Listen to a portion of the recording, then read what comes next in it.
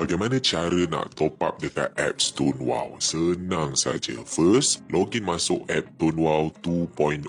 Logo dia macam ni guys. Nak login, masukkan IC ataupun pasport anda dan kemudian masukkanlah password. Untuk kali pertama, anda akan diminta untuk create password dulu. Lepas dah create password, anda akan login masuk dalam apps tu dan dia akan minta anda pula untuk create Wow Cash PIN. Ini adalah PIN keselamatan. Jika anda nak buat apa-apa transaksi nanti dekat dalam apps, dia akan minta anda masukkan PIN keselamatan tu. Okey, bagaimana nak top up? Senang saja. Pertama, klik button top up ni. Kemudian, klik select amount.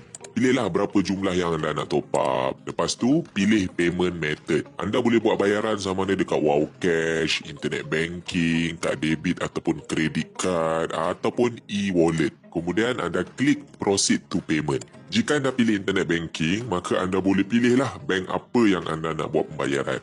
Lepas tu, klik pay. Teruskan je dekat bahagian pembayaran macam biasa.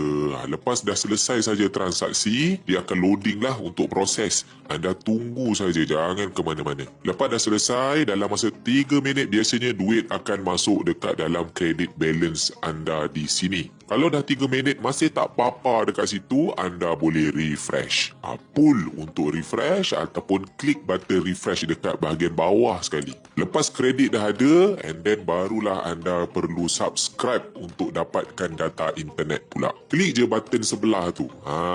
Pilih plan apa yang anda nak. Kemudian, klik subscribe. Bila dah langgan plan data, macam biasa dalam masa 3 minit, plan tu akan muncul dekat bahagian bawah ni. Anda boleh semak baki data dan juga tempoh bila plan data anda akan tamat. Pastikan anda top up lagi sebelum plan data anda tamat. Rujuk dekat validity ni, okey? Jadi anda hanya perlu top up saja sebab bila tempoh harinya tu dah kosong, maka automatik sistem akan auto renew plan data yang sama dengan tolak kredit yang anda baru top up tadi tu. Data yang tak habis, dia akan bawa ke depan.